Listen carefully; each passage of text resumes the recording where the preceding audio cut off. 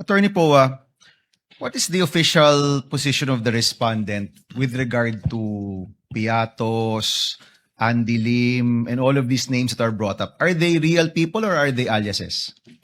Sir, I would like to answer a question, Your Honor, but that is part of the yes, legal strategy, which you will see when we present our evidence in chief. That's Again, fine. may the That's chair, fine, may the but I understand the chair question. remind Senator Judge Bam, as far as practical, let's let the witness present their evidences and not allow the counsels to make conclusions of either fact or law, nor divulge their respective legal theories. These are not legal theories. In your previous answers, there was no referral to these individuals as either aliases or real people. In Correct, your previous Your Honor. answers. Correct, because that was precisely our legal theory then, that there was nothing to answer at that point, Your Honors. Alright. But we will definitely show you our theory once we are given the opportunity to present our evidence in chief, Your Honor. Alright, maraming salamat, Attorney Poa. Attorney, during your conversation with the OVP, nung panahong binubuo yung AOM, may nagbanggit ba sa kanila na, oh, itong mga pangalan to, alias to? Or never nila nabanggit yung tungkol sa alias nung nag-meeting sila sa'yo? Nung time po na yun kasi hindi pa nila nasubmit yung documentary evidence of payments po. So there's never been any indication from their responses or any calls that these names that are being brought up are indeed aliases? Wala. Wala pong indication. Okay, thank you. Yung ibang ahensya na ino-audit ninyo, gumagamit rin ba sila ng alias? We wouldn't know po kasi yun, dun sa mga document na sinasubmit sa amin, hindi naman po naka-indicate if it is an alias or not. And it's not up to you to find out whether these are aliases or not. Yes po, since wala nang pong provision dun sa joint circular, Your Honor, with respect to the Okay. aliases. So itong paggamit ng alias, to your knowledge, hindi nyo alam sa mga ino-audit ninyo, but to your knowledge, gumagamit ba ang ibang ahensya ng mga alias?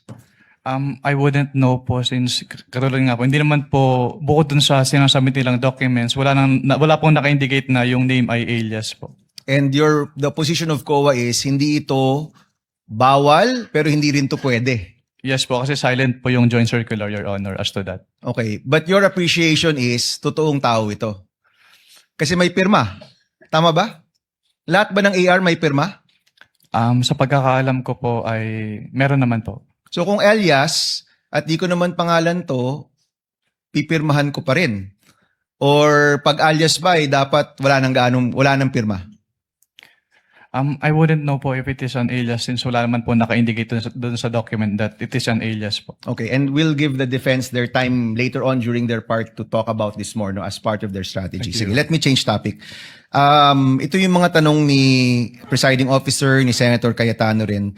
Yung pag-escalate from AOM to notice of suspension, to notice of disallowance, to referral to the ombudsman for cases. Years ba ito? Time ba ito? Oras ba ito? Ano yung decision point ninyo para iakyat to the next level yung or i-escalate to the next level yung mga utos ninyo? May clarify po kung ano po yung next level po. So from AOM to NS and NS to ND and ND to referral to OMB. Kapag AOM po, meron po silang 15 days to reply to the AOM.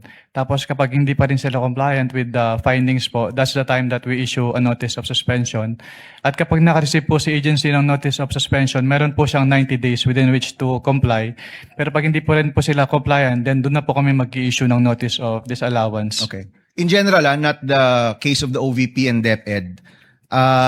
Kapag may notice of disallowance na, naniningil na kayo, di ba? Yes po. And the next step is to refer to the ombudsman. May remedy pa rin po naman si si Okay. agency. Paki-explain nga ano which ba is yung to remedy? settle, bayaran yung amount or to appeal Within? within 180 days po from the date of receipt po ng disallowance. Okay. So we will find out with the next witness when that notice of disallowance was at kung pasok pa rin sa 180 days. Kung wala pa rin sa 180 days, then you refer to the ombudsman? Yes po, kasi pag hindi po sila nag-appeal at hindi rin po sila nagbayad, nagiging final po yung decision and that's the time na we refer na po to the Office of the Ombudsman kapag hindi po sila nag-comply. At meron ka bang knowledge about the status of these disallowances right now? Wala po, since confidential po yan, hindi naman po yan ina-announce sa buong COA, so I wouldn't know po. So let me ask the prosecution, final question. Is that the next witness? Is is that going to be the testimony of the next witness? Itong disallowance, 180 days na lumipas, at kung may referral to the Ombudsman? Yes, Your Honor. All right. Thank you, Mr. Presiding Officer.